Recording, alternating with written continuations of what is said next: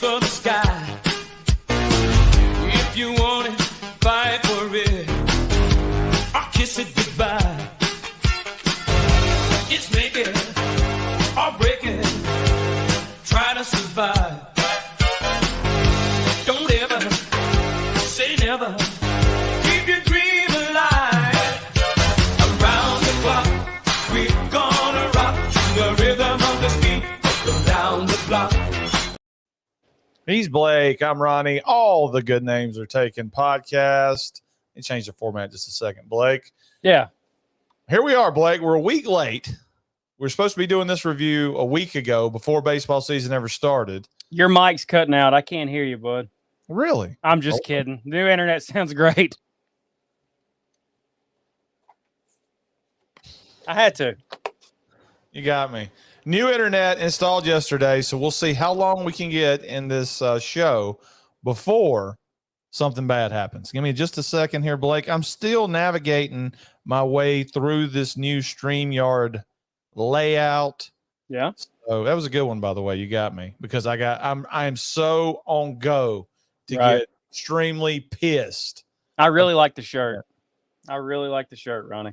I've only worn it like 57 times since we started the show. I can't pull off so you started wearing these like really colorful Hawaiian shirts, and I kind of got into it there for a little bit. I bought 2 or 3. I can't do it. I look enormous when I wear a shirt like that. Well, I mean, I know I'm enormous, but I'm just saying, like, I can't do it. Well, I mean, I look enormous. I look like I was at the doctor today. I weighed 378 pounds. What's with the doctor visit? What's going on? Well, I have to do like a checkup. My wife wanted to go get some blood work done because she thinks I'm dying. Apparently, she thinks I'm unhealthy. I mean, get out of here. I'm the ultimate package. I told you a million times, Blake. She an idiot? She thinks you're unhealthy? She wants me to stay alive. She's the best wife ever. Well, what the blood work come back? This isn't blood. This is gravy. So this is all sugar. I was like, well, sugar water. What do you want me to do? They said, what have you been eating? I said, everything. I mean, I can't deal with it. I get stressed, I eat. Did you have to leave your foot there? I did. They said they're probably going to take your foot and your knee. I told them I couldn't afford it. I just let it rot off. But no, I just had to do blood work. Apparently, you got to do blood work every now and then. I didn't know that before I got married. Didn't really care. I've never done it. I did it a week before I started the way of eating I'm doing now. Why'd you do it a week before you started eating? So I could compare labs whenever I go back. But shouldn't you have already went back by now? I should have, but show up 5 years later and do these labs. Explain this, Doc. Explain how I'm healthier if I'm eating red meat. Blake, there's so much has happened around our area that I almost wish we were back at the dining room table. I do too, man. So we could discuss. And for people that don't know, for 6 years, me and Blake sat at a dining room table and did an audio podcast in my house. And if we had the best time, way better time than we had here on YouTube, we had the best time talking news and idiots and movies. And then every October, we would do 31 reviews, and all of a sudden 25,000 people would show up to download us on iTunes, and then they would disappear for the rest of the year. And it was amazing. Here locally, Blake, here locally, I come home from work, and my wife tells me that all over Facebook, because I don't do Facebook, all over Facebook, somebody locally has been arrested for getting with a dog. They got her picture. They got everything. Yeah, they got her in cuffs. They got the dog in cuffs too. But Ronnie, when you say local, I need you to understand it's 2 streets over from where I'm at right now. It's 2 streets over. A 19-year-old chick filmed herself getting railed by a dog. Edit. But I mean, I could say the hell with this major league review, and everybody else could bail out of here if you're ready to hear me. I could talk about this for hours. Apparently she's saying that somebody made her do it against her will, but yet she posted it to Snapchat or what. Sickos, dude. Sickos everywhere. And like you said, front and center, like right there on the front pages of paper, smiling, Mhm. getting in the car. I would, if I got caught doing this, I would immediately start naming names, like fake names of like politicians. So let's get, yeah, exactly. So let's get into a scenario, Ronnie. If you had, and everybody in the chat, let's sound off, okay? All right, everybody in the chat, if you got caught doing this, what would be your excuse? Type in dog and then what your excuse would be so I don't read anything I'm not supposed to read. What breed of dog would you guys choose? Oh my goodness, this is gross. This Nope. is gross, but you have to answer. Chow. Well, a chow. Yeah, I can't picture that. What is that? that's one of those big dogs, Oh, okay. like a mutt. So you don't go with something. Is it fluffy? Do you go with something fluffy or do you go with something kind of muscular? Guess it depends on the mood. Depends on the mood. Depends on the week, really. I mean, do you want a redhead or do you want you know? Awful. But anyway, obviously they're gonna. It's Mississippi, so they'll kill her, and Yeah, she's already dead. we won't have to. Here in Mississippi, they turn up. A lot of prisoners hang themselves, so we have a way of clearing out tax base. Sorry for any prison reformers. That's why I Yeah, love it here. in the I chat. love this place, Ronnie.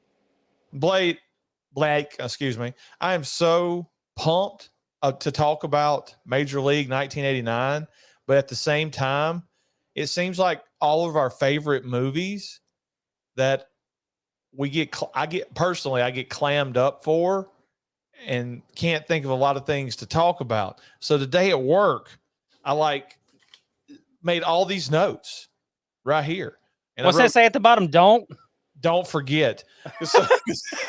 Don't forget and leave it at work like I always do. I mean, the point of making a note is so you don't forget. So you have to write "don't forget" on the note. Yeah, look, I figured if I wrote it in the big blue letters, then I would spot it on my way out at my desk. Usually I just leave it and then I just come home and I'm like, okay, what am I going to talk about? And I wing it. So I have all of this because Nick Push put me on the spot. He was like, man, I'm so excited for this. I can't wait. And I'm like, well, we don't have anything planned. I don't even guys, there's not even a slideshow tonight. I had a different idea where we just gather around the fire and discuss our favorite parts of this movie and give it to you straight about Major League. So, but anyway, I'm super pumped about this. Me and you are huge baseball fans. We're huge fans of this movie, and I can't wait to break it down with you. Yeah, Jerk off. Let's check this chat out because it seems to be popping. chat's popping, brother. When you brought up animal love, they all went nuts, especially math. All Hold it right. up there so I can see. Maverick Media, go check out his channel, guys. If you're here live or Memorex, what's up, everybody? Make sure you smash that like button. Cousin Caden's in the chat. Let's go, Blake. Almost bedtime. Love you, Caden. Allie's in the chat. Thanks for being here. Happy hump day, guys. Happy hump day to you. Nick Push is here. And I want to go ahead and give some praise last night, Blake. I hardly ever get to catch Fancy Talk with Bud and Nick live. And I was able to catch some of the beginning live last night. Those guys are so good together. I mean, I can't brag about how good that show was last night. And I thought it was a great topic. I mean, it's so original. They were talking about Scream, but it went really, really well. And I'll tell you what the best show was yesterday, Blake. Get him off here. Was Bud did an impromptu live stream that you told me about. I go watch that. Dude, I could watch that every day. If he went live for 15 minutes and did what he did the other day, I'd be there all the time. I'm not even lying. I'm not making jokes. Ronnie, I'm not joking either. I was at work. I had locked myself in my car because there's a lot of heat going on with Bud Light right now. I had to lock myself in my car to protect me from the animals that's trying to kill me. And while I was locked in my car, I got a notification on my phone. It says Shape of Horror has went live. And I was like, let's go. I click on it and it's Bud just being a normal guy, just shooting just chatting, and I love it. I think I commented on there. We need more content like this. We need daily 1:30 in the afternoon check-ins from Bud. Hey guys, just want to see I wish I had a hat right now. Just want to see what you're doing. Well, what's going on? You see the scores today? It's windy over here in Texas. I need that. I need it. I love it. Do more, Bud. We love you. I love I this. think Bud's inked up too. I think he's got the Randy Inked up? Orton. I think he's got the Randy Orton sleeves going on. So Ronnie, imagine that face that he's got. Now picture him in a cutoff in West Texas with those sleeves. Walking sex. Good one, Nick. There's only one thing left to do: review the whole effing movie. I like that. Ronnie, you like a picture of hell? Thank you. Oh But wow, we got a new logo for Shape Up. Pull that back up. That's pretty cool. Look at that. This guy's That putting in is- work. is that the Shamrock? Is that like a makeshift silver Shamrock, and he made it his own? I love it. Ronnie, did Bud get fired? Is that how we got all this time? We're going live during the day. We're making new logos. Is Bud unemployed? Here's the deal, Blake. You worked in the oil field, so you know, and I'm not saying, he said he's in the energy sector, and you informed me that all these energy sector guys, they flunk a drug test and they go home for 6 or 7 weeks, then they come back. Yeah. So yeah, he got fired. He pissed hot. He looked like Shrek pissed in a cup. He melted it. And they sent his ass home. Go work on your logo, bud. All right. I want to make a wisecrack at Ronnie's been nice to me for 6 straight months. Well, I love your content, Nick. We are OG Nick guys, aren't we? Specifically you. Yeah. I found him during the pandemic. I loved it. I found a lot of these guys during the pandemic and they blew up. And I mean, I never thought that I'd become friends with a Nick Push. So there you go. I'll go to the doctor when I'm dying. Jim Bob, who has joined the fray, Blake, here lately, commenting on videos, bragging about us. Glad you're here, Jim Bob. Great logo. Halloween 2. Go watch the video about the posters. I talk about how great that pumpkin is. Now I think we're getting into the I'm getting better at the Ronnie, real quick. I can't remember what you said in the video. I love Pat. Pat's the best, man. Hey, can I brag about Pat? Can I just spread the love all around? I'm going to pretend I'm you for a second. I jumped on Pat's show last night to watch him review Halloween 5, and I loved that the guys wasn't being negative about it. They were like talking good about it. I got in a couple of nasty cracks. They repeat them. Good show. If you haven't subscribed to either Nick, Bud, Maverick, or any of these guys, go subscribe to their show. All right. If they do anything stupid, I'm not taking the blame for it. Nick following directions, St. Bernard, so he could blame Bin Laden. All right, what were you going to say, Blake? St. Bernard's a big one. I was going to say, do you like the Halloween 2 poster more than the original? I do. Yes, I said that in our video. I love the Halloween 2 poster. Maverick says he identifies as a Doberman. I think I would have to go a hairy dog. I'm a big fan of playing in the hair. So that's why I can't find peanut butter at Save. Save a Lot. This dude must live close to us. He's got to Save a Lot. Wiener dog all the way. Mm. Well, if she gets 20 years, that's only 3 in dog. No, that's quality comment.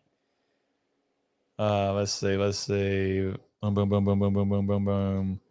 Bud got 5% raise and took some what's that? What's PTO, Blake? Parent teacher organization? Paid time off. Now, Ronnie, real quick, you're the math guru. What is 5% of $300,000 a year? That'd be $6,000. I don't think that's right, Ronnie. $16,000. I think it's 15 grand. All right, 15 grand. Hit in the chat. What is this number? $60,000 raise is what Bud's bragging about. Nick, who used to be an accountant, he says it's 15 grand. So I got to go with you guys. You guys are the math majors. So he got a 15 grand a year raise. So he's taking some paid time off. Good for you, Bud. Good for you. Don't spend time with the kids or the wife. You make new logos and go live every day. I love it, man. He pissed hot. Here we go. He did piss hot. So let's get right into it, Blake. Major League 1989. And as I do every week, Blake, let's start with your introduction to this movie. This is the ultimate baseball movie to me. Now, Ronnie, just like with horror movies, it depends on the week you ask me. Sometimes The Natural slides its way into my favorite baseball movie of all time. but I'm definitely most nostalgic about this movie. I watched this movie before every Little League game. I loved it because you loved it, because you made me watch it all the time. Very few movies, I believe, have the perfect cast. Meaning, like, even, in Halloween, people say, who was supposed to play Loomis? Who was the famous guy who was supposed to play Loomis? And he said no, and he regrets it for the rest of his life. Yeah, exactly. Peter Cushing. Yeah, Peter North. But in Major League, I can't look at any one of these characters and say, man, that guy's such a phony. No, Seinfeld. I said, man, I wish so-and-so played this role. No, I think they are all perfect, from the coach to the players to the announcers. I think everybody is perfect. And I am most nostalgic when this movie opens up with Randy Newman singing Big River. Is it Big River? Roll on, Big River. As they're showing shot. on. That's very beautiful, man. Thank you. You actually have a really good voice, and you don't really sing a lot. I mean, I've obviously known you my whole life. I don't ever remember hearing you sing, like riding around in a truck or anything. No, I sing all the time. That's how I relieve a lot of stress. I'm jamming on the way home. Really? Yeah. What are we jamming to though? You're Huey Lewis? Well, yeah. Sometimes it's hip to be square. Sometimes it's a little Green Day. Sometimes I got to hit a little like Vincent DeSanti. It just depends. And sometimes it's an 80s country, because 80s country is the best. Sometimes you got to sing a little Conway Twitty. That's my job. That's what I do. Anybody in the chat, all you tech guys, I need y'all to clip that. Ronnie grabbing the mic like that for me, please.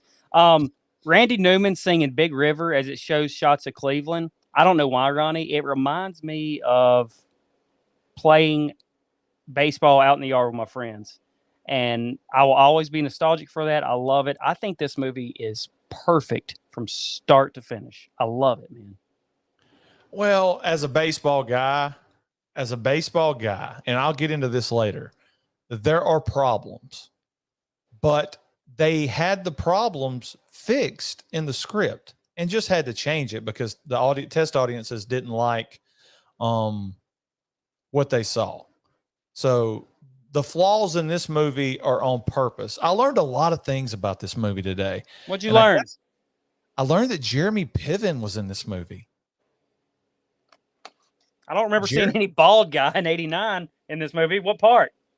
Jeremy Piven was playing a bench player that did nothing but talk noise to the other team the whole movie. He's like somebody that's on the bench the whole movie, and he's just steadily talking noise. And they found out that the director on the commentary, the DVD commentary, said it didn't really work, so they cut all his scenes out. So when he was really big with Entourage, he was like talking about, hey, Jeremy Piven was in this movie at one point too. We used to have this movie on VHS. And when I say VHS, I mean, we recorded it off of pay-per-view. And it was right before some wrestling that we had recorded on a VHS. So we would always watch Major League, and halfway through the credits, it would cut over to wrestling. I love this movie, Blake. I think this is the best baseball movie ever produced because of the characters, because of the story, and because everybody can sympathize with their team not being any good. Like, you've told me this years ago. You told me that the director made this movie so he could see the Cleveland Indians win.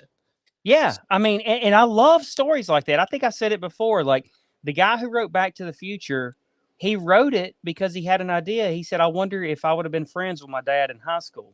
Well, then you got this guy who wrote Major League. He said, I got to write this movie because the only way I'm ever going to see the Cleveland Indians win a World Series or get to the playoffs is if I make a movie. And that's the whole reason he did it. And I love stories like that, man. And it ended up being an all-time classic.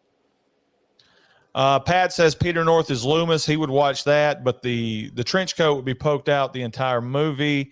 Bud says Major League's a gym, not quite as good as a League of Their. What in the world? I think we got some sarky sark, Ronnie. I think we got some scasm. You think that's sarcasm? Because I was fixing to kick him out. No, I don't kick him out. Give him another chance. All right, I'll give him another chance. Nick Push says that the baseball scenes were filmed in his backyard, Milwaukee County Stadium. And that's another thing about this movie that I think everybody knows, and it's really cool that Nick was nearby Nick was 27 years old in 1989 whenever they made this movie. So he was probably standing there as an extra whenever they filmed this at the old county stadium. They only did a few shots of this movie, Blake, at Municipal Stadium in Cleveland, because you had different sports going on and there were like a lot of permits and union issues that made it just easier to go to Milwaukee and record this movie. Bud says he recorded on HBO, but I've recorded so much stuff on HBO. Jim Bob says, hello, darling. Nice to see you. They're the Guardians. Come on, guys. With Americans, the chat's getting rowdy, Blake. They're singing Conway Twitty in the chat. You got them going, man. You got them going. I love it. I love the chat. Totally through. Look, I think what we've done, Blake, is the YouTube chat is now the wild chat, and the people over at Twitch are now running behind as far as where the action is. There's no Twitch interaction tonight, Blake. We're just going to hang with YouTube. Yeah, with the YouTube chat, guys. Last week got kind of crazy. Yes, Jim Bob, Jeremy Piven was in this movie, and his scenes got cut. Oh, wow. I got to get off this chat, Blake. Joe Diffie, greater than Conway Twitty. Get out of here. No. It's a good argument, Ronnie. What's Joe Diffie saying? Pickup man? Something man? Something. I don't know what he got that stupid mullet and that mustache. I guess it could be any country star. You just named every country star from 87 to 92. And Reba McEntire. So fancy. So Blake, here's how I wanted to do this one. I know we always do the slides, and I see a lot of people doing the slides, and we all need to credit Vaughn, because Vaughn over at the Waffle House of Horror, Waffle Lodge of Horror, that was the first people I saw do that. So we all owe that to them. So copyright. Anyway, so here's what I want to do. I want to go character by character, Blake, and then if we have some time, we'll talk our favorite scenes. We'll rate this mofo, and we'll get out of here and get to bed. Okay. All right? So in the chat, guys, if you have a specific question in the chat, make sure you type an ML in front of your comment. And otherwise, I'm just going to think you're talking to somebody else, because y'all know I can't run the chat real well. First up, Blake, Jake Taylor. Oh, you're sending to me first? No. I was just going to say Tom Berenger as Jake Taylor in this movie, the journeyman catcher who used to be an all-star in Boston, and then his knees got bad, back for one more round with the Cleveland Indians. And before we do this, I guess we really need to hit the plot of the movie, Blake. So at the very beginning of this movie, the Cleveland Indians owner dies, and his showgirl wife takes over. And her initial plan is to make the club so bad that the city of Cleveland breaks their lease and she can move the team to Miami, where they've already promised to build her a brand new stadium and hook her up in the Palm Beach Country Club. So she's looking to make a team that's so freaking horrible that nobody comes to the games. And Charles Cyphers is in this movie, Blake. And Sheriff Brackett. Sheriff Brackett is in this movie. And he, I'm assuming, was the manager of the team, because he asked her, if I'm going to be the GM, who's going to be the manager then? And she goes, I was thinking Lou Brown. Who's Lou Brown? He's been managing the Toledo Mud Hens for the last 3 years. So she has done her research of everybody she wants on this team. She actually gives the list of players to everybody at this boardroom table, because she was got, here's who's coming to camp.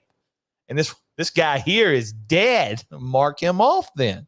So the beginning of this movie is really good, because they start you off with newspaper. And look, this movie does a great job, Blake, of doing the transition gimmick, whether it's the newspaper or whether it's the grounds crew talking about how shitty the team is doing at the time, or the workers that edit, or the workers that are saying, who are these effing guys? So they do the transition gimmick a lot in this movie.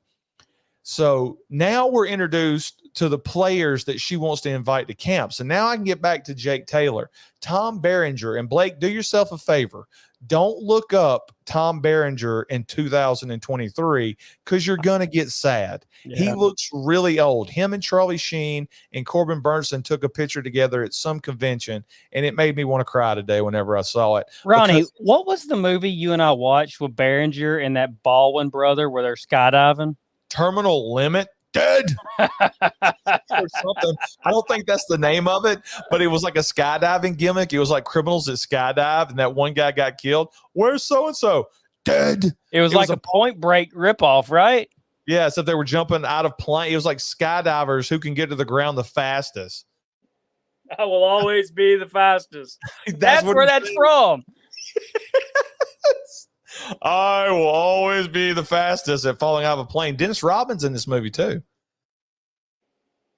He's in that Terminal Velocity or whatever the name of it is. Somebody in the chat that's a genius will be able to tell us what the Tom Berenger, Dennis Rodman, and Baldwin brother movie is I think that it's they Steve made. Baldwin. It's Stephen from Biodome. So how damn dumb is Stephen Baldwin? He gets nominated for an Oscar for The Usual Suspects. His next movie is Biodome. What an idiot. That's like Burt Reynolds. Whenever Burt Reynolds got nominated for an Oscar, they did that Saturday Night Live skit where they're asking him, he got nominated for Boogie Nights. And Blake's gone. So they nominated, no, you're back. So they nominated Burt Reynolds for a Oscar for Boogie Nights. And on the SNL skit, they said, okay, after this, what's your next big movie? How are you going to parlay this nomination into something else? What do you got planned? A car chase movie with Dom DeLuise. But anyway, back to Tom Berenger. I'm pretty sure Nick Push just tried to call me, Ronnie. It was a unknown Florida number. He's probably mad. So Tom Berenger in this movie is really good. I'm guessing he's supposed to be the lead, but this is one of those rare movies where you don't have a singular lead. You could make the argument that Wild Thing is the lead. Corbin Burnson can be made, but not really him, but him, because I think at the center of this movie, they wanted Tom Berenger and Rene Russo to be the main story, their love, which I can talk about that for an hour, Blake. This stream may end up going longer than I think because Tom Berenger shows up for Rene Russo in Cleveland. I'm guessing she was just one of his stadium rats. And I mean, for him just to pop back up out of nowhere and she hasn't heard from him in years and he thinks she's just going to jump right back into bed with him. That's what it feels like. Yeah. It's like she was just dating a pro athlete and she got tired of him cheating on him all the time. And you're right. It's like he comes back to town and he thinks they're just going to pick up where they left off. What an idiot. But this is his last hurrah. He knows it's his last hurrah. He didn't expect to get invited to the Cleveland Indians training camp, to the spring training. So it's a great scene whenever they call him. He's got like 12 Mexicans laid on top of him in some kind of Mexican hotel where he's drunk and he like yells at Donovan. Donovan gets yelled at by so many people trying to call these. First thing he tries to do is he tries to call Lou, and Lou's working at a tire world. Tire World. He goes, hey, Lou, we want you to manage the club this year. I don't know. What the hell do you mean you don't know? It's a chance to manage in the big leagues. And Lou Brown. Let me think it over, Charlie. I got a guy on the other line about some white walls. I'll call you later. I'll talk to you later. So they're making it out that the team is so bad that you just can't even call a random person and offer them the job and them just say, yeah, I'll take it. So Tom Berenger, a great character in this movie. Next, you got Charlie Sheen, Blake. Charlie Sheen, who admitted to taking steroids for 6 weeks during this movie. Yeah, that's how he was able to throw a fastball like 88 miles an hour. Yeah, he said the speed on his fastball went from 79 to like 86 miles an hour because of the steroids. Now, depending on who you talk to or what you read, Blake, I've read a lot of contradicting stuff about Major League, okay? First off, the director required everybody show up and play catch with him while they're talking about the movie. And he said everybody played catch great. They looked like a baseball because Charlie Sheen, depending on if you believe Bob Uecker or not, could have played college baseball at the University of Kansas. He was apparently a pretty good athlete. Tom Berenger supposedly played baseball in high school, but the director said that he threw the baseball so badly that they knew they would have to hide it in the movie. Yeah. Eddie Harris, we'll get to him in a second, but Eddie Harris is a true athlete. Did you know Eddie Harris played for Southwest Texas State and he went to Vietnam? I'll get Ain't to that, that. ain't that where the Funks played too? That was West Texas. Oh, he also coached Notre Dame and Rudy, Ronnie. So he is an Let's athlete. get to it. Let's just get to it. Eddie Harris, Blake. Eddie Harris played baseball. He played baseball at Southwest Texas State. Now, some people are going to say, big deal, Ronnie. But what other shows are giving you this right here, Blake? I went and found it in the yearbook. I pulled it up on Google. So there it is right there. The guy in the back is, I think his name's Chelsea Ross. He played ball. He played actual college ball. So I thought that was really cool. And I also read an article that he's in 3 of the greatest sports movies of all time, covering 3 different sports. He's in Major League, which me and you right now, before we even get to the rating, can agree this is a classic. He's the coach in Rudy, which is a football movie, and he's one of the parents in Hoosiers. So I'm not a big fan of Rudy, but a lot of people think that movie, or say that movie is a classic. Those are 3 great sports movies that Chelsea Ross, Eddie Harris is in. All right. Who has the better arm, Eddie Harris or Shane Emerson? Oh, it depends on if Shane Emerson. I wonder if anybody's ever asked Shane Emerson, what's that shit on your chest? Edit. Vagisil. Let's check the chat, Blake, because it is piling up. Okay. Shane, you put snot on the ball. I'll put anything I can. My ERA's 13. Okay. So, we're better. Screw Twitch. Bud says they're putting on a concert in heaven tonight.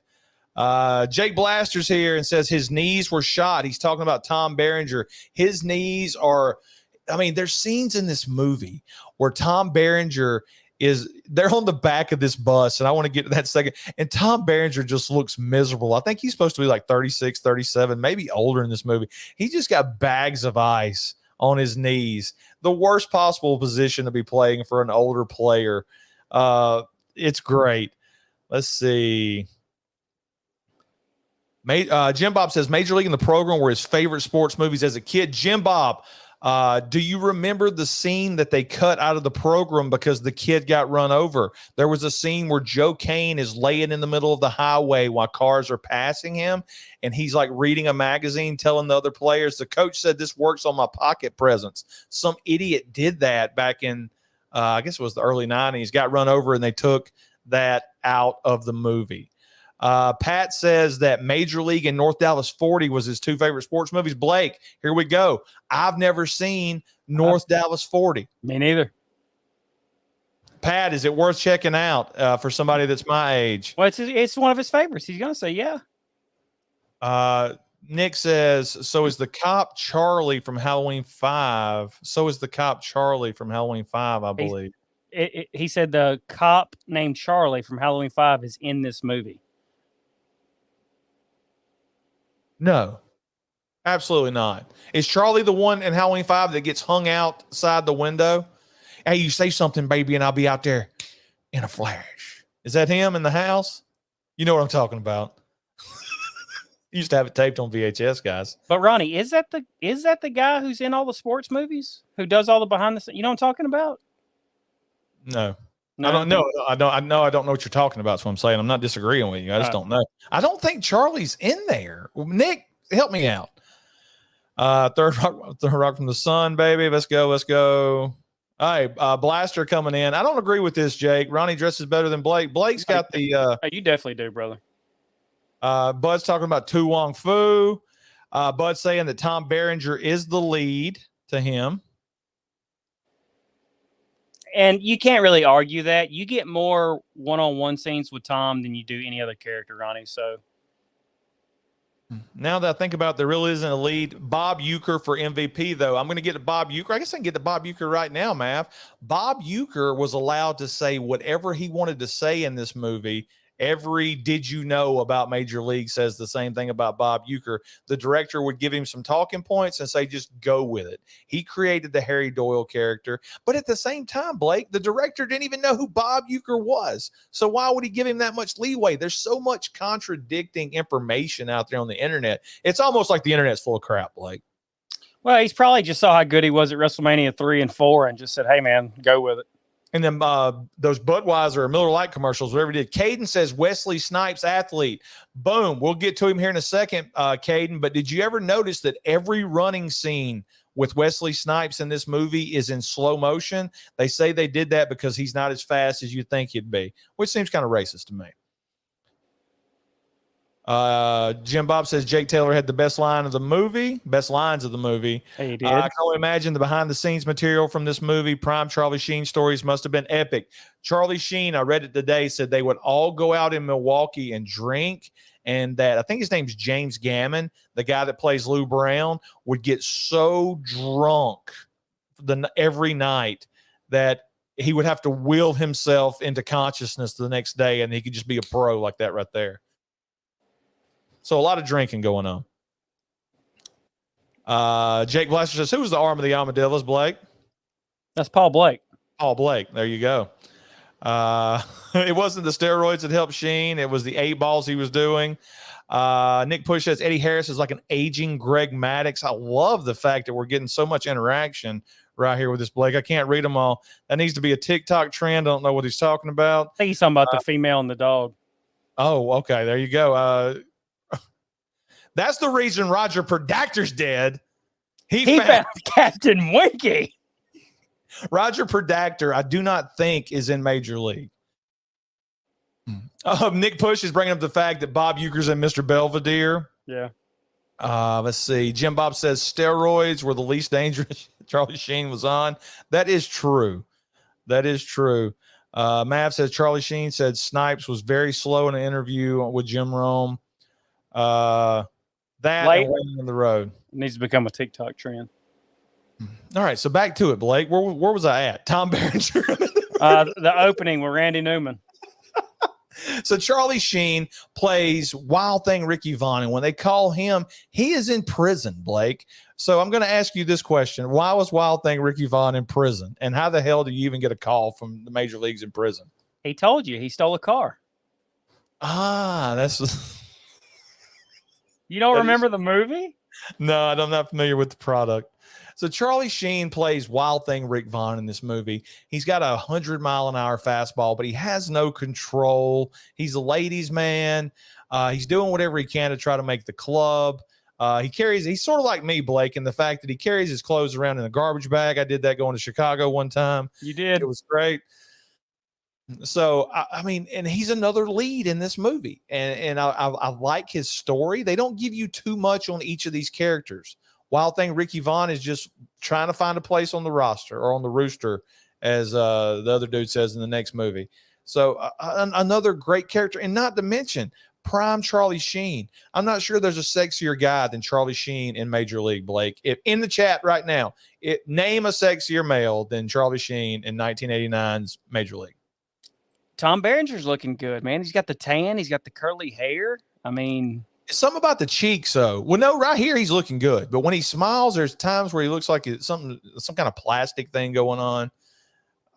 You're right, though. They're both sexy. It's sex times 2. It'd be 2x. Let's go to the chat on that question. We need like a feminine. Allie and Nick, do you think Tom Berenger looks good or better than Charlie Sheen? I think so. Well, what about Charlie Sheen's hair? That was crazy, too. The Wild Thing haircut in the back, I actually got that when I was a kid. It looks good, and it still works. Dude, there's an argument for Corbin Burnson. Corbin Burnson sexy in this movie. It's back when he still had some hair. Yeah. Nobody's putting anything in the chat, Blake. I got to continue on. They've already bounced. Hold on. Everybody bounced already. We run them off. Corbin Burnson in this movie. I forgot about Dorn because he's just high priced. I mean, we get the rundown of every character as they pull up for spring training, and it's great because Donovan doesn't hold back. he still hits the ball. He just can't field it. All right. He plays third base. That's a big deal when you can't field the ball at third base, Blake. So when he says high price talent and he says, I forgot about him because he's only high price. So is she paying him more than the league minimum, Ronnie? Am I to believe that? Or it would make sense that everybody on this team makes the league minimum, right? here's what you need to know, Blake. He's one of the people that was signed by the owner that just died. She didn't sign him. He was already on the team and he had signed a big contract. So he's got one of the biggest contracts on the team. I was about to say, because it seems like even though Tom Berenger's past his prime, he is a former All-Star. It seems like he would be a little more than everyone else. Yeah, but I guess you got to take whatever contract you can get. You got to factor in they brought him in from the Mexican leagues too, Blake. He was in the Mexican league. So it's not like Corbin Burnson had just recently, a year before, signed a big deal. So it's a deal that's extending from the previous owner. She's not, I guess she could have cut him though, but she's trying to save money. So, or not spend any money, and she would have to do that. Maverick just wins. Mel Gibson in Lethal Weapon in 1987. That dude's gorgeous. So there you go. Mel Gibson, I would agree 100%. What question did you ask? Oh, you asked who's hotter?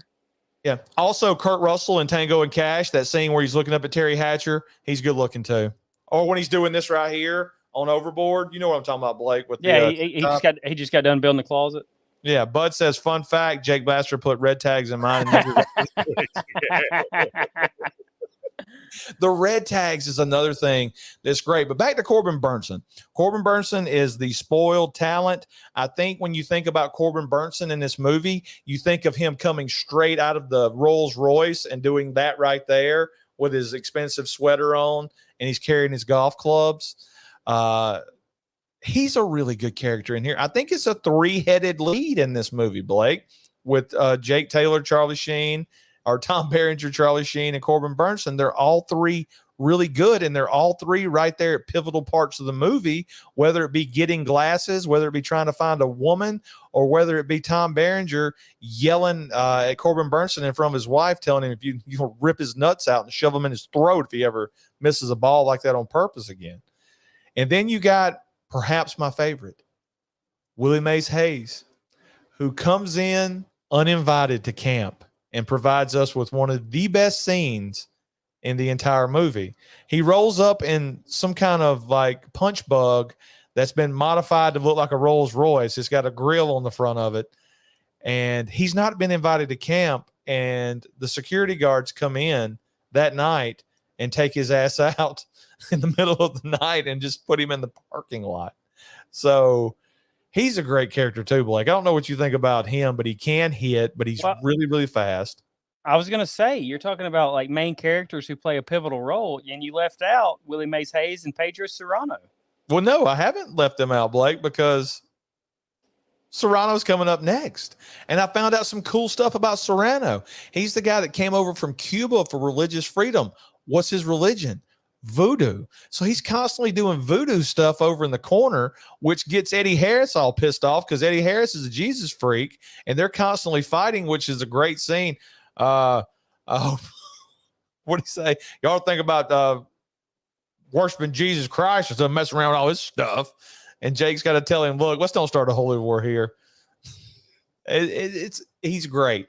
And what I found out today, Blake, about Serrano, he's based off of real baseball players.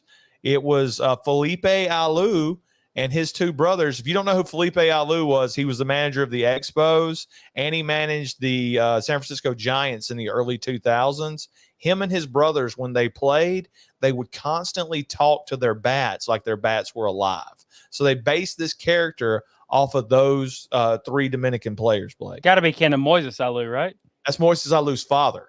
So Moises Alou was the guy that pissed on his hands instead of wearing batting gloves, if you're familiar with baseball at all. Yeah, if you don't know who Pedro Serrano is, go watch YouTube Allstate commercial. We talked about Eddie Harris. He's the guy that's got Crisco on his chest. He's constantly loading the ball down with Vagisil and everything else as he goes through. And he's another great character. Let's get to Rachel Phelps, Blake. Okay. She's the showgirl owner that takes over the team.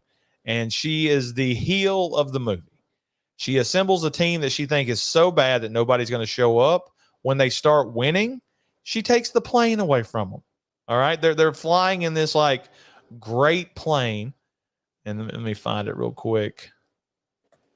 They're flying in this great plane, and all of a sudden, they come wheeling up with this thing right here, Blake. And it's a great scene right here because Harris gets Serrano when he's over praying. Oh, sure, now you come around. He ain't fool. So he's reading that plane is awful. And he's reading a Hustler, Blake. Yeah, he's reading a Hustler while talking to him about God.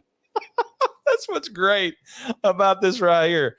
So, I mean, absolutely fantastic part of this movie is the interaction. Let me go back right here. I'm sorry. Is the interaction between Serrano and Eddie Harris. So, that's pretty much it, Blake. We got you almost have these like cliques. You got Eddie and Serrano doing their thing. You got Wild Thing and Willie Mays kind of. Yes. And then you got Wild Thing and Dorn kind of doing their own thing. And, you know, then you got Jake and his old lady doing their own thing. So, I mean, it works. And then up in the booth, you got Euchre and Monty doing his own thing. So, I mean, it's such a good movie, Ronnie. It really is. And you're talking about like, so they start winning a few games and she's freaking out. She's like, what do we got to do to make these guys work? Because you've already taken away their, think about it. They're in Cleveland, Ohio, riding a bus to play the New York Yankees. Oakland A's on a bus. Having to drive all night. The only thing, okay, so I said there wasn't nothing you would change about this, Ronnie. I wish they would have added in a scene of the hotel she made them stay in. I wish they would have just stayed in like a dirtbag hotel, 3 or 4 guys to a room. I wish it would have been I wish we'd have got a scene similar to that. Well, I think it's supposed to be known that they probably just slept on the bus, which makes it even better. They just get off the bus and go. So, and then like you see them hanging out, reading, talking about what they're going to do at that night. Hey, veg head. In the background, their bus/airplane's being worked on, which means they had to emergency land. And she takes away like the whirlpool and the stuff that would keep them healthy and all this. But what point I want to make, Ronnie, is what are they? A bunch of pansies? At the end of the year, when they make the playoffs or win the pennant or whatever, she has to be considered one of the greatest owners in all of baseball because she just took an entire roster of nothing but minimum league players, with the exception of Dorn. No cost for any airline travel, no cost for any indoor equipment, and she just took them to the playoffs while selling out the stadium for the last 40, 50 games. One of the best scenes is my whole body could use a soak. Well, you can forget it because the hot water ain't working again. I'm tired of this nickel and dime stuff. I'm going to get that B on the phone. As he turns the corner, she's standing there all big and bad. You wanted to talk to the B, and he don't miss a beat. Yeah. He's sitting there naked while he talks to her. Dude, Lou Brown, a true man. I mean, right off the bat, let me find this real quick, Blake. I'm sorry about the technology, guys. Eventually, we will get smooth, but I want to find this right here because this is one of my favorite scenes. Come on, Dorn, get in front of the damn ball. Don't give me this Olay bullshit. Look.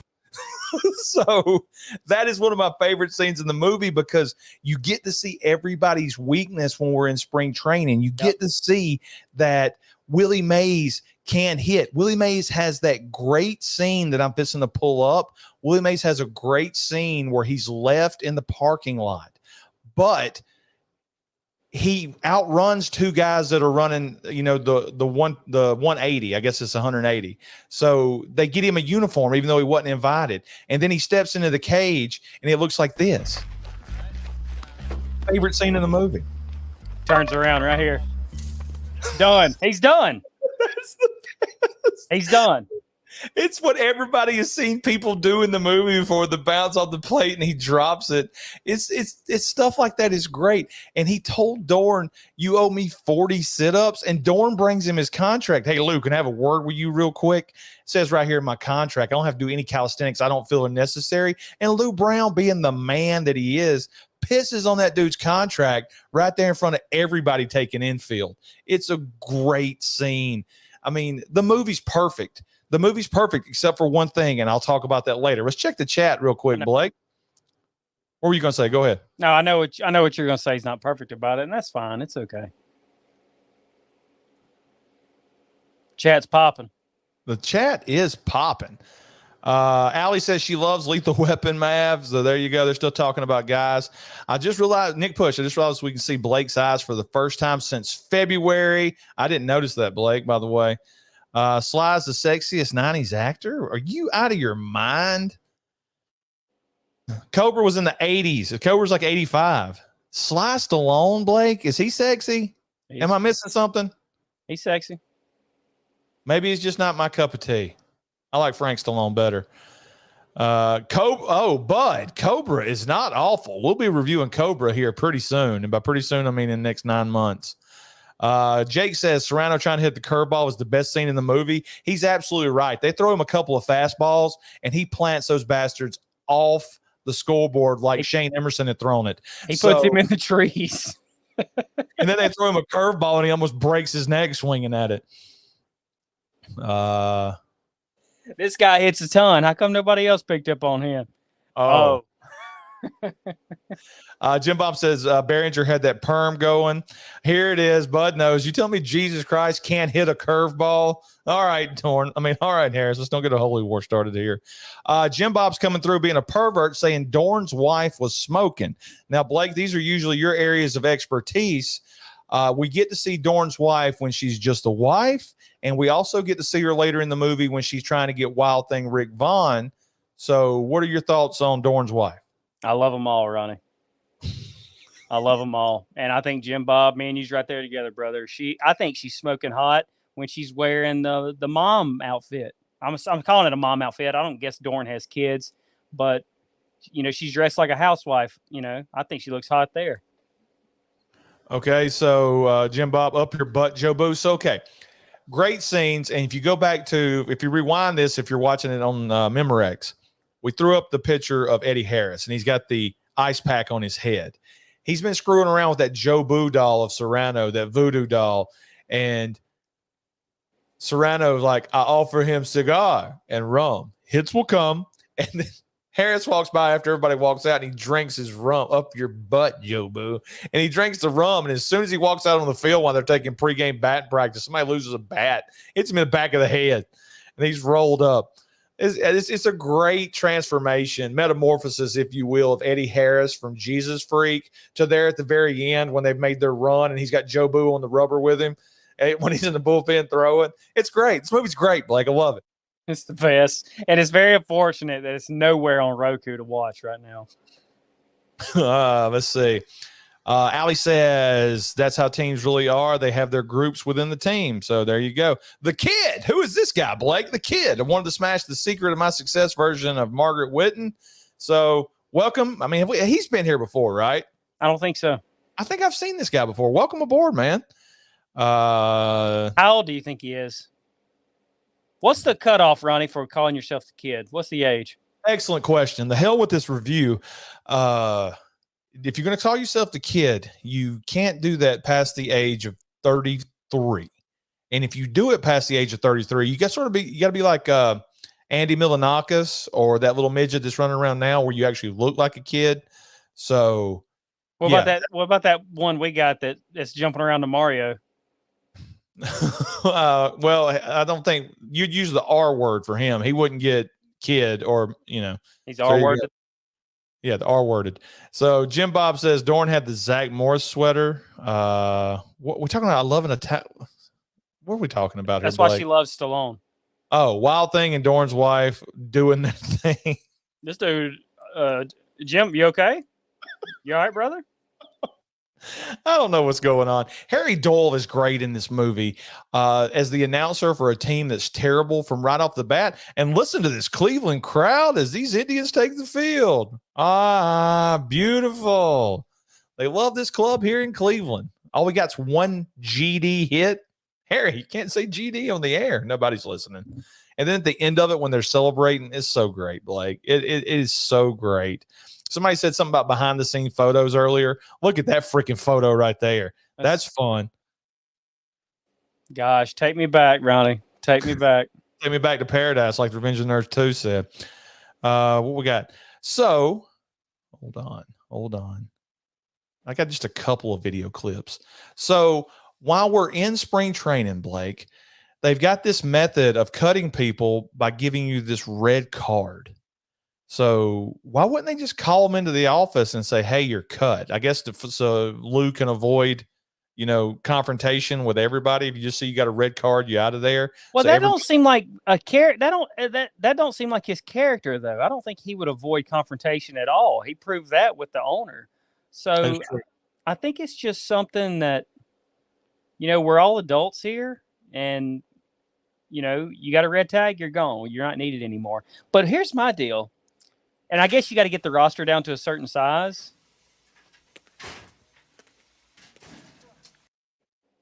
You got to get the roster down to a certain size. I was about to say, how bad are you if you get cut? That's the reason I brought up Gentry. How bad is he if he got cut from this team where Rachel Phelps wanted all these people to make the team? Yeah. That's what I'm saying. Like, if he, logic-wise, wouldn't you want him to be on the team? Or was he doing too good, Ronnie? Well, no, because she's not the one that cuts people, Blake. It's Lou Brown. So he was the worst out of the worst people that she picked. So it would be that, because when Wild Thing goes into the office, he goes, "You're going to be sorry you cut me, Mr. Brown. I may be shit now, but I'm going to stick it up your effing A." And then we find out. Good. And one of my favorite scenes, that Dorn had played a trick on Ricky Vaughn and put a red card in his locker because he's been screwing with him, calling him Veg Head the whole time. You get the Vegematic? So it leads to my favorite scene, and I've quoted this right here 100 times. All right, knock that shit off. I use that on my boys too, Ronnie. So that's definitely going into our video bank here, Blake, so we can tell people in the chat when they start cutting up. Hey, I'm excited for you to see your nephew's hair tomorrow. He got a Jake Taylor perm today. What? Yeah. I could never, our dad got a perm back in the 80s. He got a perm like 8 years ago, and he's in a suit.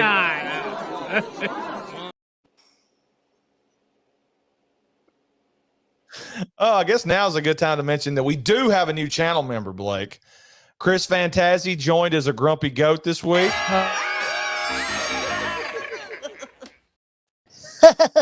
Thanks, Chris. That's awesome, man. So look, let me tell you, let me give it to you straight about Chris Fantazi, the magician. He is he called a magician because he disappeared from our chat? He's not here? He disappears randomly. But the guy is not only a Patreon, but when I reached out to him, because we have a weird Patreon deal, Blake, people can donate whatever they want. He was donating $5 a month to our Patreon. So I reached out to him because I don't like seeing people get robbed. And I said, "Chris, it's not worth it. It's not worth it. Just do $1." And he told me to go screw myself, that he would spend his money however he want. And then he joined on as a YouTube channel member. So thanks, Chris. He's always good in the chat, Blake. He's always good in the chat. He's not here tonight. He's probably arrested. So just wanted to say thank you to Fantazi. He probably is in jail. How often does Chris go to jail living in Philly? Every weekend. That's what I figured. So there was one more, Blake. One more video that I wanted to show. Jim Bob is still talking about Dorn's wife in the chat, Ronnie. He is still on it. I guess we should have got some pictures of Dorn's wife if he's going to talk about her that much. Okay. Wild Thing, you make my heart sing. He's too old to go dive. Look at Jim Bob. I mean, where the grass is green and the girl there is still singing Paradise City. Let's see. Allie's singing a lot on her Twitter too, Ronnie. He's Nick Push's internet bad. Who we talking about here, bud? He's talking about Gentry getting cut. How bad is he? He's Nick Push's internet bad. It's Jack Champion's fault these kids are getting perms. There you go. Let's talk some of our favorite scenes, Blake, of Major League. Now that we've hit hit all the characters and obviously, you may run like Mays, but you hit like shit. Is a great line. Is a great line from Major League, because every time he hits it in the air, he's got to do 20 push-ups. So he's dropping down in the game when they're doing these montages.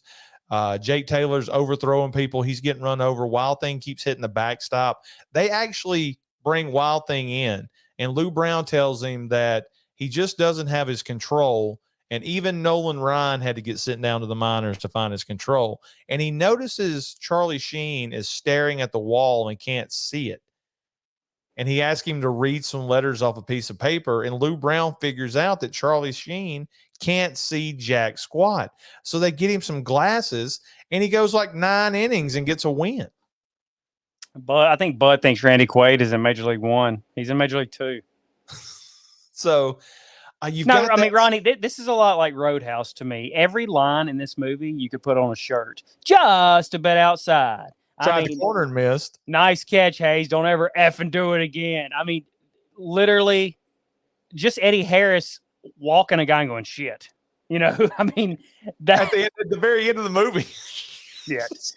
I mean, it's I plan to buy 100 of these, one for every base I'm going to steal. My ass. I say, F you, Joe Boo. I do it myself. I mean, literally, call it nostalgia or whatever.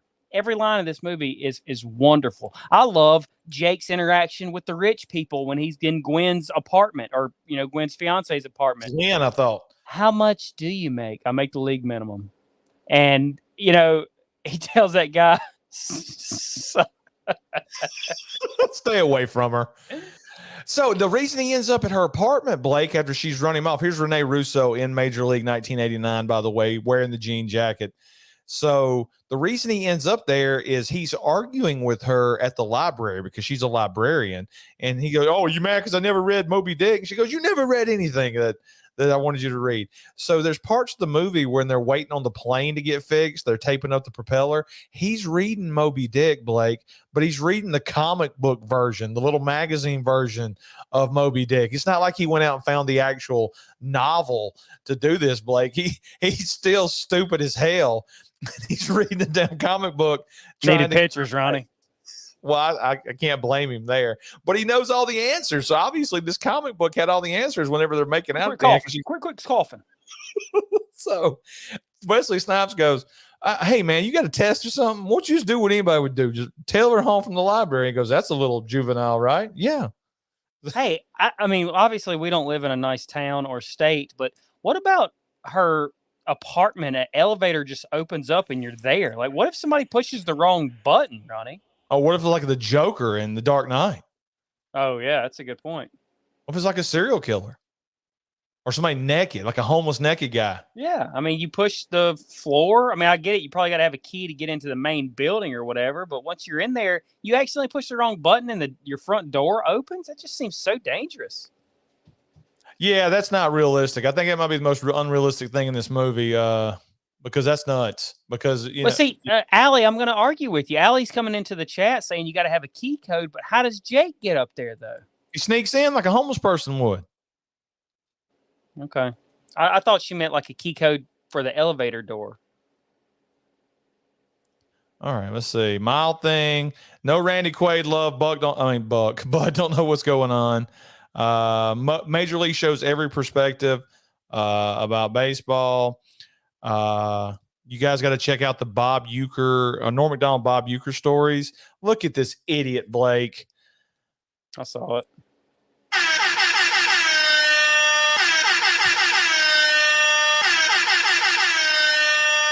Nick, you know we don't like donations. Nick Push donates $2. Do they make R-rated sports movies anymore? What was the name of the football movie about the NFL where the black dude's D was hanging out, Blake? Any Given Sunday? There you go.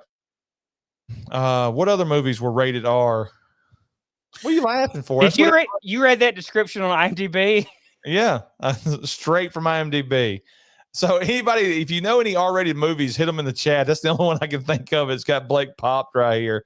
And because Nick Push is a super fan, or a super bud, I guess is what I should say. And not, wait, I shouldn't say that because we have a bud in the chat. We owe him $2, Ronnie. Well, you got to give him $2. You're right. So because we're us, here we go.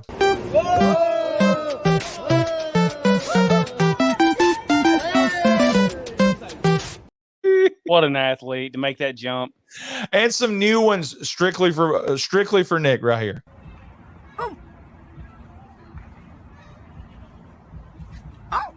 You is flexible.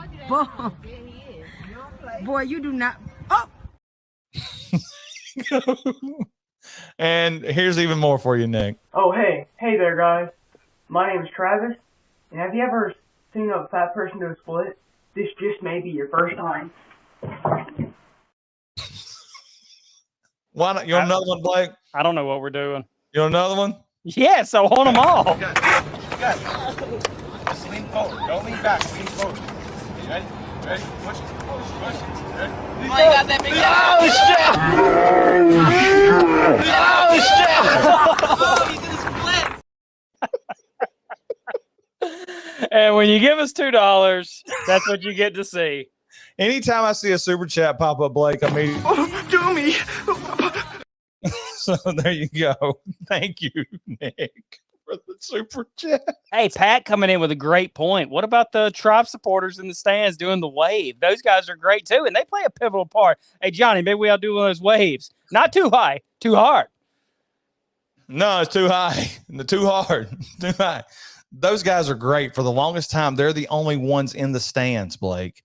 They are the only ones in the stand. I forget. Look, just because we love Nick Push, Wiping just my ass, because I mean, I can't reach everything on my back and I can't reach everything below me. So, it's whatever. so there you go, Nick Push. We love you. We're going to take that $1 and we're going to use it on the show. We got Yeah, so many. I don't know. I don't know if that makes sense. That anytime somebody makes a donation, we play those clips. I don't know if I put that together, how that correlates with each other.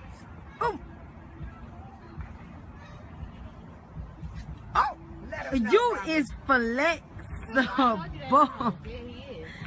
Boy, you do not. Oh, You is flexible. Was Varsity Blues rated R? I believe Varsity Blues. Yeah, it was. And listen, guys, we know all the rated R sports movies. Nick's question was, do they make them anymore? And the answer is no. The only thing you get now is rated R horror movies. That's it. You don't get Wildcats is so good. every now and Wildcats then is they'll make a rated R comedy. Every now and then, but for the most part, it's just horror right now. Right, Ronnie? You agree? You're right. You're right. It's like we got to get those 13-year-olds into the. We got to get the 13-year-olds into the bleachers or into the movie theaters to watch these sports movies. I think you would think by this point, with the advent of Netflix and all the streaming services, where children can get to rated R movies very easy. Yeah, it's weird, ain't it? Everything would be rated R now. That's true. That's a very good point. Yeah, even these Is cartoons. there any way we could get rich off that point you just made? Let's copyright right now. This is official copyright for rated R streams. So there you go. It's intellectual property, Blake. All right, what else we got left to talk about this movie, Blake? The whole movie? I mean, the final game against the Yankees is really fun. Well, before they get there, the Yankees are the heels in this movie, and you got Clu Haywood, who has Vaughn's number all year hitting home runs off of him. I looked it up, Blake. Clu Haywood won the Cy Young in Major League Baseball in 1982 for the Milwaukee Brewers. I can't remember his name. It's really weird, but he went like 18-6 with a 3 ERA in a shortened season. So he was like a really good baseball player. He played for the Cardinals too. I'm sure Tandy knows who he is. And then at the end of it, we're introduced to a new heel, the closer, who is throwing at their head and things like that. Well, what's cool about Clu Haywood is he's presented as this big guy, and he does look. And what's funny about it is he was just a pitcher in real life, and here he's like a big first baseman who hits homers, and he's so much bigger than these little actors, Charlie Sheen and Tom Berenger and Wesley Snipes. So I love that dynamic. What was I going to say? What was you saying before this? You had a list. We used to do a show called Top X. We still stands do. for Roman numeral for 10, top 10. It's kind of like Fancy Talk. We do top 10 list, but we never do it anymore. But Ronnie, there was a episode, your top 10 villains. You want me to interrupt you for a second? Ronnie, no, I don't. Ronnie had top 10 That's good. villains, and he had the New York Yankees on the list. And I just thought that was such a great pick as a villain, because they are the villains in this movie. Top X is going to be doing a special recording next Tuesday, Blake. Is it live? No, it's not live. Why does it matter what day it is then? Well, it's the only day I could get two people specifically together.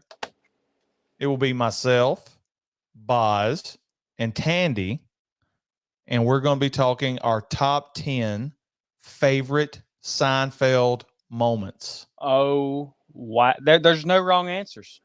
There's no wrong answers. Not episodes, but our top 10 Seinfeld moments. That tentatively, you know how it is, is scheduled to be recorded next Tuesday, and I will have it on for the Grumpy Goats and the Patreons by next Friday. It should You stole be my Jesus fish, didn't you? That's did. right. Ha!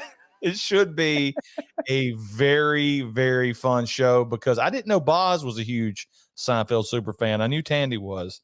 So, and we can't do Top X without Boz. It's his gimmick. It's his show. All right. So it says right here, Blake, the actors attended a baseball camp. They put them through like a mini spring training to make sure they knew how to throw, catch, and all that. So the stunt coordinator for Jake Taylor's, the stand-in, is the one that ran that camp. Wesley Snipes turned down Do the Right Thing to star in Major League. I think this catapulted him into action movies, to be completely honest, Blake. I think him being in Major League is way better than him being in Do the Right Thing. The original working title of this movie, Blake, do you know it? No. Dead Last. Oh, okay. Major League is so much better. It's a bill. This movie's not any good if the name of the movie's Dead Last. I'll say that right now. This movie's credited with giving people their own walkout. Like Major Leaguers started doing their own walkout music. They started with this. Yeah. Neil Flynn, who played the dad in a show called The Middle. I think you watch that all the time. And he was the janitor in Scrubs. That's one of the transition scene fans. These guys aren't so effing bad. Yeah, he's the construction worker. And fun fact, Ronnie, he is also in another baseball movie. He plays for the Chicago Cubs as the first baseman in Rookie of the Year. You're right. There you go. Let's see. That is a fun fact. That is a real fun fact. Vaughn and Dorn's wife. We talked about it earlier. You just woke Jim Bob up. So what happens is the Indians are playing 500 baseball. And if there's anybody in the chat that don't know what 500 baseball is, they had the same number of wins as they do losses. And Charlie Donovan goes down to talk to Lou Brown, and he tells him, "You've done a hell of a job this year." And Lou Brown goes, "Look, Charlie, there's a lot of talent on this team. We just need something to bring it all together." And Charlie gets the idea and goes, "I'm just going to tell him. Rachel Phelps will never allow that to happen." And he did that for a reason. He's trusting Lou Brown, and Lou Brown saying they need something to light a fire under their ass. And them knowing that the owner is against them is what's going to pull everybody on this team together. And they set up this cardboard cutout because she used to be a stripper of the owner. And I guess I need to get that off the screen. Sorry. And they start peeling a section every time they win a game. He said, "I think it's going to take 32 more victories to win this thing." But the scene before that is sort of like a dramatic scene, Blake, because Lou Brown gets in there and there's a little bit of humor.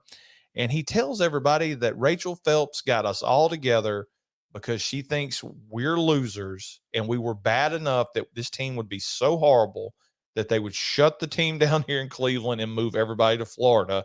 And once she's there, she's going to replace all of us with better personnel. Because Dorn goes, "Even me, even you, Dorn." And him sitting there telling everybody that she thinks they're a loser motivates everybody. And then, Jake Taylor stands up and goes, "I guess there's only one thing left to do." And Dorn about to cry because he just found out he's a loser. Says, "What's that?" Win the whole effing thing. And then you get the greatest montage. These guys get serious. Dorn's on his knees blocking balls up at third base. During practice. Yes, during practice in the season. He's got bruises all over him. He's like, "Oh, shit." He's looking at it. They are winning games left and right.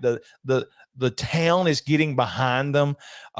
You get clips of the owner just pissed off that this is happening. Constant pieces coming off of clothing coming off of her body, and when they actually win the game against the White Sox to tie the Yankees, Dorn's wife is watching the celebration on TV, and she sees Dorn with a woman.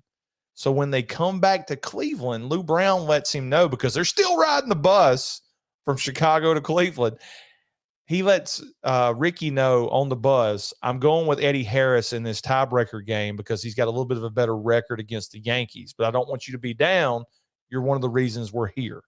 So he's bummed out and getting drunk at a bar, and she finds him, and then they hook up. And I guess we haven't brought this up yet, him and Jake Taylor are living together. Yeah. So she comes walking out of the bedroom after they're finished because she says, I'm Roger. Hey, Jake. Wife, and says, hi, Jake. And he goes, I didn't know who she was. I swear to God. So he's having to hide in the bullpen before Dorn gets there. So there's so many things going wrong for them. First off, Dorn's coming to kill Charlie Sheen for sleeping with his wife. And Jake's trying to prevent that. Willie Hayes shows up and goes, hey, look, We got a problem. we got a problem, Jake. Serrano's looking to get some extra power for the game. He's wanting to sacrifice a live chicken in the locker room. Now, look, we can't have people puking for the game. And he goes, Jesus Christ, what's next? Tell Serrano I'll figure it out. And they give Serrano a big bucket of chicken. Ronnie, how good does that chicken look? It looks good, Blake. I'd eat the whole bucket. It looks so good. It's so good. But I mean, it's all of this ridiculous crap in this like tension-filled moment where the Indians have a chance to bring a division title, a pennant, to the city. So I mean, it's just great how this movie interweaves and woves and whatever you want to call it, ridiculousness with drama and with sports action. It's like really a perfect movie. I don't know what I'm doing with my hands. Oh, dude. And Eddie Harris pitches a gem and gets them all the way to the 7th or 8th inning, I believe. And then we get some drama when the Yankees take the lead, Ronnie. And then it's up to Serrano, who is 0 for 2, 0 for 3. And he finally says, F you, Joe Boo. I'm fixing to do this myself. And does he hit a fastball, or is it supposed to be a curveball? It's supposed to be a curveball. It's supposed to be a curveball, right? Yeah, he finally hits the curveball, and he hits it out of the stadium, Ronnie. He hits it out of the stadium. I don't know about you, Blake, but I get chill bumps. I got chills thinking about it right now as he runs around the bases toting the bat. The Indians have tied it too. Euchre's going nuts up there in the box. That's giving me chills thinking about it right now. They're high-fiving. And then they bring in Wild Thing to close it out. Yeah, go ahead. I'm sorry. No, I say you get the music for the first time all movie. He slowly walks from the outfield bullpen. The entire stadium is singing along with it. It is one of the coolest scenes in any sports movie ever. And the whole thing he's worried about, he ain't worried about the game. He ain't worried about fixing to face the biggest hitter. He's looking at Dorn at third base because he slept with his wife. Yeah, look, here's the cool thing about it. The bases are loaded, 2 outs. Top of the 9th, Blake? Yeah, top of the 9th. No, it's It's got to be top of the 9th because they go to the bottom of the 9th to win it. To win it, that's right. Yeah. So he's in there to face Clu Haywood, and Behringer looks at Lou Brown and goes, Rick Vaughn? He goes, I know he hadn't done very well against this guy, but I got a hunch he's due. And they got Wild Thing playing. The whole damn city is going nuts because there's actually hope. Wild Thing comes in. The owner's like, I hate this effing song. And they're showing fans in bars across the city, too, which is great. They're going crazy, man. And that's what baseball does. Baseball brings a whole city together. It doesn't matter if it's Texas, California, if it's Illinois, if it's Florida, if it's Georgia. These people love their baseball teams. And it's great how baseball fans, even probably more than football fans, unite over wanting to win a World Series. And he comes in, and you're absolutely right. He's looking at Dorn, and Dorn comes over there and goes, Jake raises his mask. Oh, shit. Got one thing to say to you, Vaughn. Strike this out. And he's like, gets him fired up. He puts Clu Haywood away with 3 fastballs, the last one 101 miles an hour. And everybody's fired up, Blake. And we go to the bottom of the 9th. I love watching that last swing by Clu Haywood because it looks like his bat is all over it. It looks like he's all over that ball, and it just gets by him. And, you don't get a big reaction from Clu Haywood either because he's a pro. I mean, he's F, and that's it. Because that's how pros handle it. That's why they're pros. But you're right, and the place is going nuts. We're going to the bottom of the ninth, tied at 2, with a chance to win the game. And the nobody who's hitting first almost wins the game. He almost hits the homer and wins it. So Willie Mays gets on base, and Jake Taylor comes up with a plan, Blake. This is after Willie Mays Hayes still second base. He calls his shot, Babe Ruth style, and this place is going nuts. They come up with the plan to do that, and they're going nuts. And, of course, the Duke, the closer, throws at his head and knocks him down, and then he points again. And everybody's going nuts. And he lays down a freaking bunt, Blake.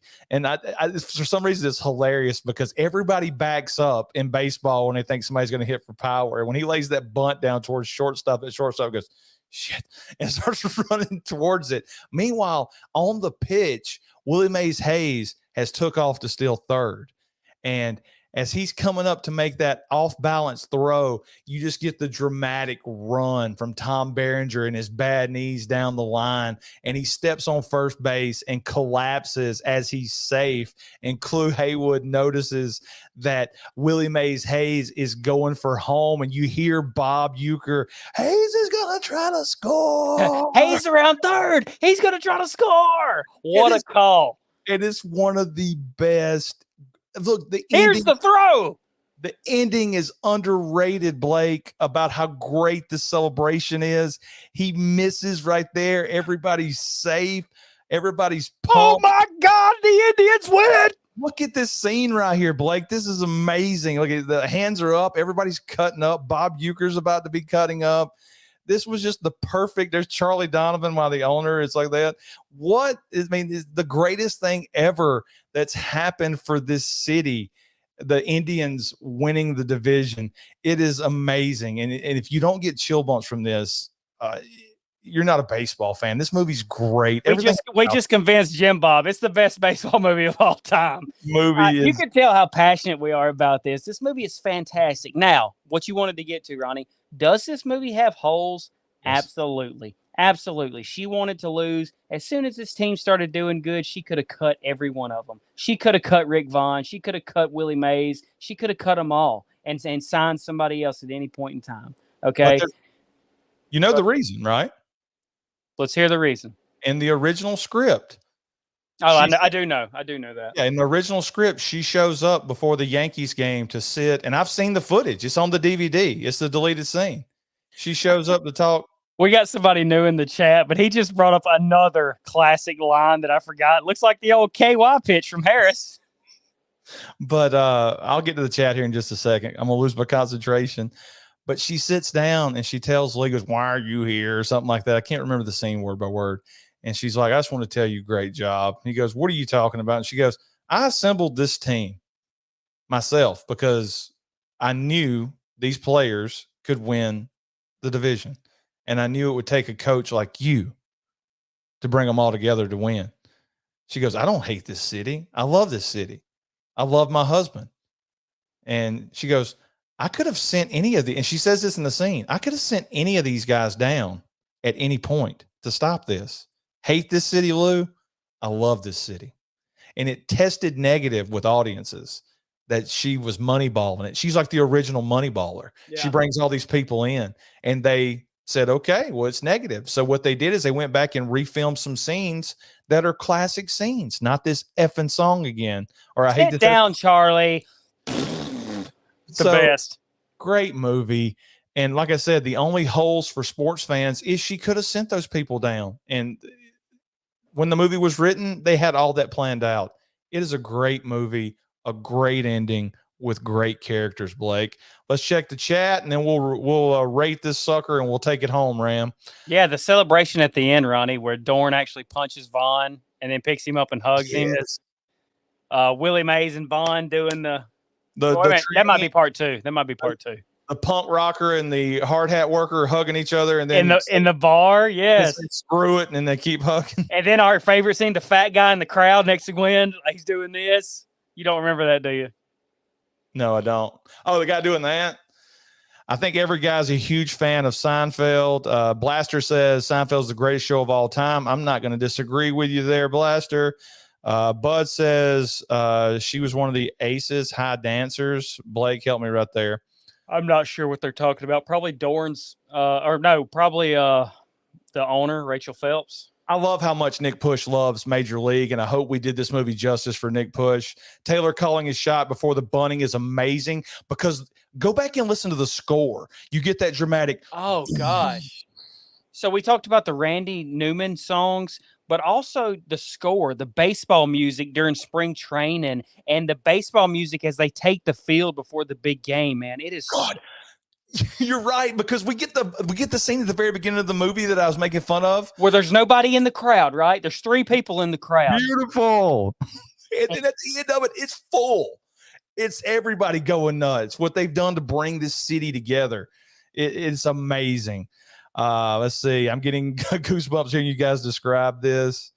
When the Milwaukee Brewers went to the NLCS a few years ago, the city was actually like this. I bet. So, I mean, Milwaukee's a great baseball city. I watched the Cardinals play Milwaukee in Milwaukee with Tandy. It was a great time. He paid for everything. You went to Milwaukee?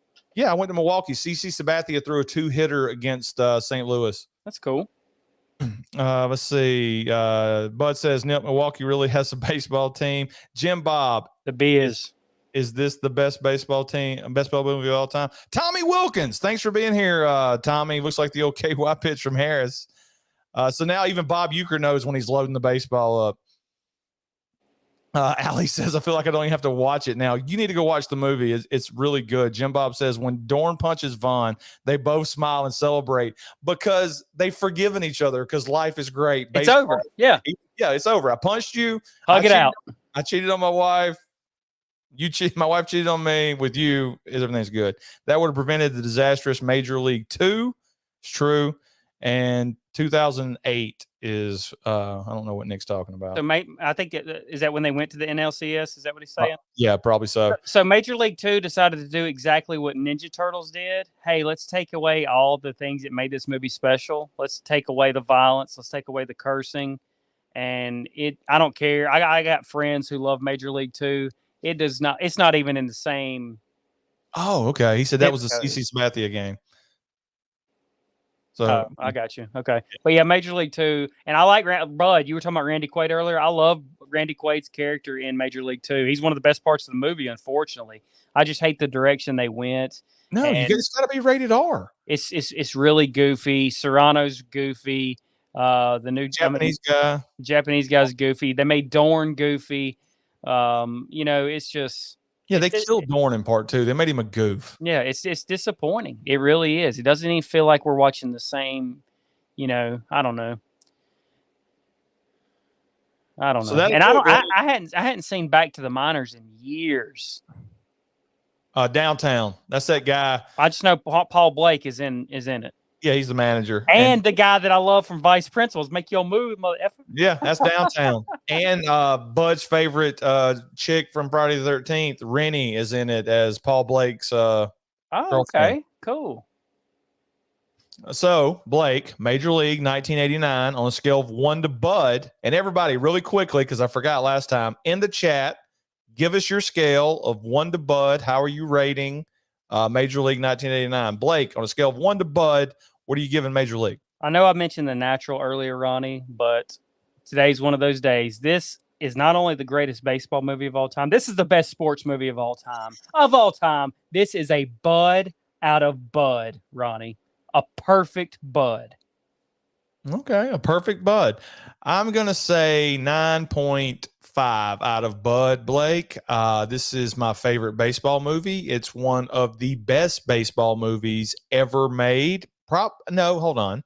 It's the best baseball movie ever made. It's one of the best sports movies ever made because it somehow strikes a balance between goofy comedy that guys like and awesome sports that guys like, and a little bit of the acting and drama mixed in.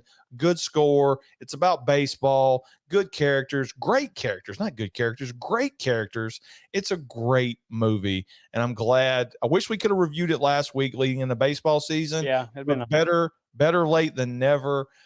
I love Major League. Hey, also in the chat, let's rate Ronnie's internet out of Bud too, because I think it's Bud out of Bud. Well, we hadn't had any issues yet. I had an idea a couple of years ago, Ronnie, and this is not an original idea at all, but I wanted to take famous movie titles and pictures and make ATG and AT shirts out of it. You know, we did the TMNT. For the longest time, my Twitter handle was TMNT, except it said ATG and AT. We had the Transformers, the Top Gun, but it all said, you know, our podcast. I wish you would make us a logo. I love this Major League logo on the front of this box, and I wish somehow you could turn that into an ATG and AT logo and you know, make me a shirt. Well, look, obviously Bud is the logo guy. I don't know how to create logos, Blake. Do we need to take the $2 Nick gave us and invest in Bud as the t-shirt guy? No. Sorry, Bud. I was trying to get you some money, man. I was trying to get you some money because I know times are tough right now with you being off. Well, he just got a $15,000 raise, so he'll be okay. Nick Push says this movie is a 9.8 out of Bud. Bud says it's 9.9 out of Bud. Allie says it's an 8.5 out of Bud. I love our rating scale, by the way, Blake, now that we know that Bud's good looking. Pat says it's a 9.5 out of Bud. Bud says it loses 0.1 because we don't see Dorn's wife naked. He spelled Dorn wrong, though. Allie said wrong, too. Allie says the internet is Bud out of Bud. Thank you. Thank you. She's the best. Let's see. Blaster said you guys should change the name of this channel. That's what they say. That's what we were told. Who told us that, Ronnie? Was it Darren? No, Darren's always been Darren's too nice to tell us to change the name of the channel. It was the dude, those guys from that channel. Oh, okay. Mean to us. Awful to us. This was fun, Ronnie. I had a really good time. Usually when we go an hour and 30 minutes, I'm cranky and I'm mad and I'm getting ready to send you mean texts afterwards, but this was really fun. Has it really been an hour? Has it really been that long? I'm showing an hour 30. Oh, wow. Really quickly, thank you, Nick Push, for the $2 super chat, man. You are the best. I'm glad I found you during the pandemic. That's right. Your show. Guys, I'm going to go ahead and promote Nick. And it's Nick's audience that's in the chat anyway, minus maybe like 2 people. You know what would be good for Nick? I think Nick needs to get really fat. Needs to get what? Really fat? I think he needs to get fat. No, Nick. He's been doing this skinny gimmick for like 15 years. I think it's time for Nick to get really, really fat. No. I don't know if Nick could pull off fat. It's hard to pull off fat and be good looking, Blake. Yeah. So I think he needs to keep on with the guy that was tortured for a year from 7. Anyway, Nick had a great review on the movie It, and he had like a new format, and I really liked it. I like the background with the white. So if you haven't checked out Nick's It review, go check that out. I saw where Bud's got like 5 slashers everybody should see. I'm excited about that. That's a Shape of Horror podcast over there, right, Ronnie? Yeah. Pat and them, a great Halloween 5 review. Go check that out. Pat's got a ton of content. That dude obviously is like independently wealthy. He's doing like videos every day. I wish we could do videos as much as Pat does. Oh videos. man, his buddy Brett, who's on the show with him, he just went to WrestleMania, and that's like double the cost now that it's 2 nights. These guys are loaded with money, and they're throwing it in my face, Ronnie. Jake Blaster's in the chat. Go check it out. He's what was the latest? 1990. He's got all these videos about the best songs. So go check that out. Jake's got good content. I'm downloading a lot of those songs too that he's playing because it's songs that you forget. You know, you forget these songs that you love and everything. But yeah, I've been filling up. Now he does throw in some weird stuff. Jake, you got weird taste, man, on some of those songs. Like your top 5 is ridiculous on a couple of those years. But I mean, it's his opinion though. You can't tell the dude his opinion. And that's like I don't, hey, and I'm not like arguing against it. I'm just saying some of it's a little weird. I mean, I like Cyndi Lauper. Time After Time. Great song. Yeah. That's one of the songs I sing.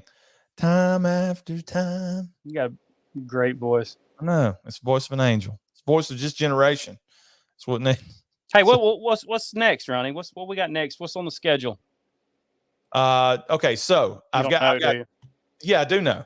So Friday the 3rd, we're going to try to do a Friday the 13th. Are you good for Friday night for Friday the 13th to keep that content rolling or no? I got to check my son's baseball schedule, Ronnie, because they're doing makeup games and stuff like that. And I don't know. I may be going to one of Shane Emerson's game. We'll see. But if my schedule's open, I'm definitely down.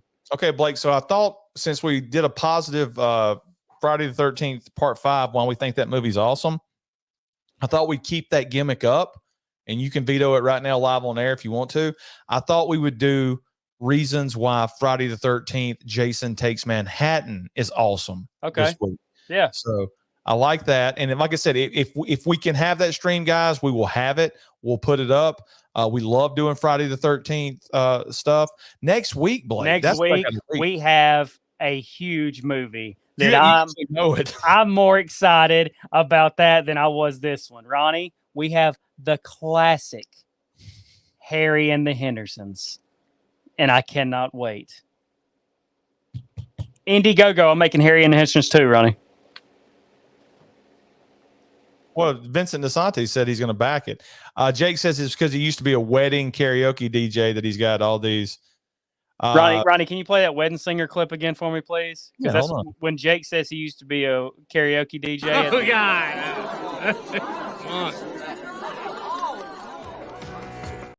God. Jake's playing the music again. Oh, my God. Oh, God. Top 50 songs of 2001. Oh, God. Do you really want to hurt me?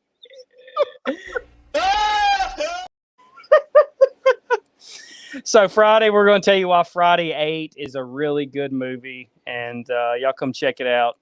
We got some really good ideas. We don't know if we're going to be able to put pen to paper anytime soon, but me and Blake have been discussing some really good ideas that we're going to have for you guys that, believe it or not, are horror related. We got a lot of great ideas. We just don't ever do them. We don't have time, Blake. We got a couple of days to get all this stuff down. So, and pretty sure we got to start 31 days soon. So you guys get your minds right, because in October, 31 straight days of reviews by me and the big man over there. 31 days of us talking movies, 31 days of potentially having guests, and 31 days of me trying to torture Blake with some of the best horror movies that he's ever seen. Yeah. One more time to the chat. Let's see. Boom, boom, boom. You're going to pay us $2 to watch it? Absolutely. Jake says Friday the 13th, part 8 is not as bad as everyone says. Allie says she's excited too, Blake. All right, Blake. Anything else? That's it, man. Thanks everybody for coming out. Like, share, all that crap. Go check out Darren and Frank at Slaughtered Lamb. You already hit all the plugs, didn't you? Go check out Pat, Brett, and Moody at the Halloween Movie Collector. All the plugs have been done, Blake. All we have to do is go to bed. Follow me on Twitter. I'm gonna start sharing some nasty stuff here soon. Ronnie, I want to start sending you clips, and I would like for you to play them. No, you ain't gonna do that gimmick. Like I sent you a clip today of a guy blowing his nose. Yeah, that was gross. Anyway, okay. Jim Bob, thanks for stopping by, dude. Ronnie says it's not, but I feel like this is your first time with us, and it was fun interacting with you. He's been commenting on the videos. This is his first stream with us, I believe. But Jim Bob's great until we offend him. We haven't offended anybody in 2 weeks, Blake, and that's a good thing. Yeah.